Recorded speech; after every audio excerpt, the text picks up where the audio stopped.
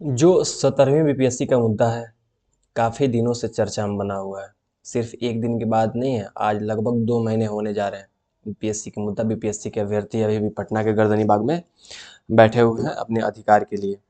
लड़ाई कर रहे हैं, लेकिन उनका मामला हाई कोर्ट में था और हाई कोर्ट लगातार डेट पर डेट दे रहा था। हाई कोर्ट से क्लियर नहीं हो रहा था कि हाई कोर्ट कब फ्री होगा, क्योंकि जो हाई कोर्ट के चीफ जस्टिस हैं, जस्टिस चंदेल साहब, वो छुट्टी मनाने के लिए गए हुए थे। लेकिन काफ़ी तारीख पे तारीख देने के बाद आखिरकार आज उसका आज उसका सुनवाई हुआ ही है हाई कोर्ट में। तो हम जानेंगे इस वीडियो में आखिर हाई कोर्ट में क्या हुआ, बच्चों के पक्ष में कुछ निर्णय आया कि विपक्ष में आया, सरकार के पक्ष में आया, सारी बातों को हम समझेंगे। चलिए वीडियो स्टार्ट करते हैं। ये हम बात कर रहे हैं पटना हाई कोर्ट।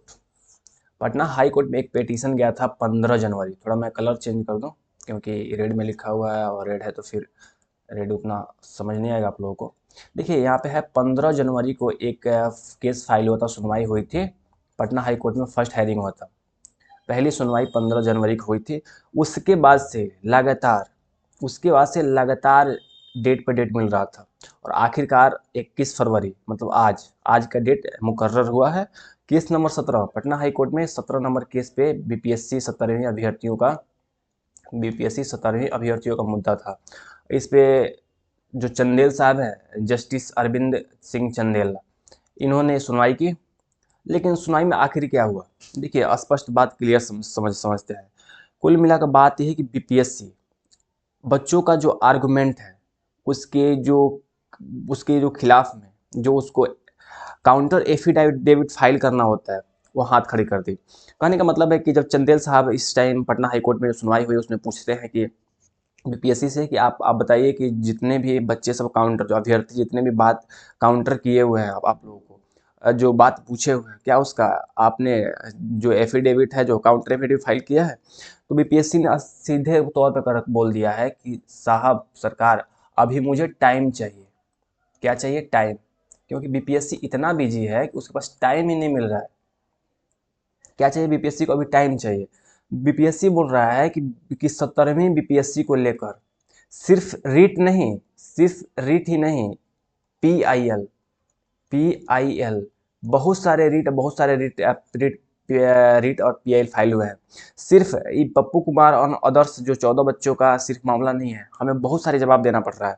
इसी कारण से मुझे और टाइम चाहिए। अभी मैं इन बच्चों के जवाब देने में सक्षम नहीं हूँ, मुझे और टाइम चाहिए, क्योंकि अभी मैं उन लोगों के ही जवाब देने में, उन लोगों के लिए अलग काउंटर एफिडेविट मैं तैयार कर रहा हूँ, जमा कर रहा हूँ। लगातार हेयरिंग हो रहा है, क्योंकि मैं पिछले वीडियो में बताया था कि एक जो पीआईएल दायर हुआ था, और जो सुप्रीम कोर्ट के जज साहब, सुप्रीम कोर्ट के वकील साहब ने हायर किया था, अभिजीत सर ने।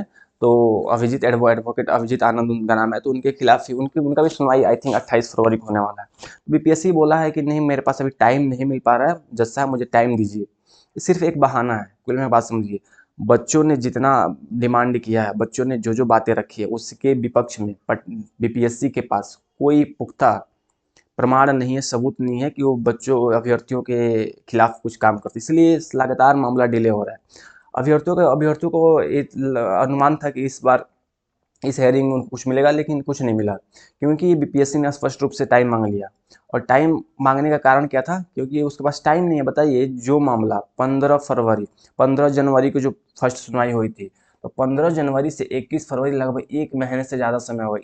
इतना टाइम के बीच बीपीएससी के पास समय नहीं मिला ताकि वो जो काउंटर फाइल कर सके।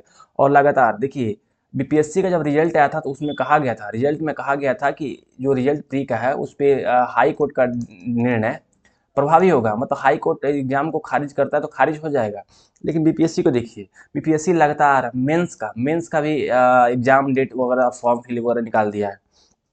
आपको मतलब बीपीएससी को सोचना चाहिए, अभी भी मामला हाई कोर्ट में है। इस टाइम आप एग्जाम फॉर्म का डेट आप रिलीज कर रहे हो, अभी मामला अभी हाई कोर्ट में है, अभी कोई डिसीजन नहीं आया है। उस टाइम गवर्नमेंट क्या बोल रही है, जो जो बच्चे प्रीलिम्स पास किए उसको मैं 50,000 रुपया दूंगा।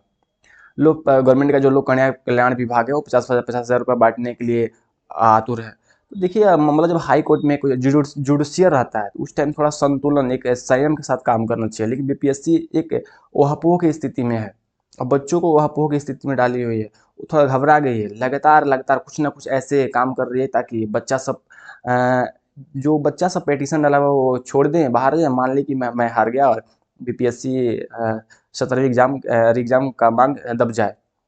लेकिन ऐसा होने वाला नहीं है।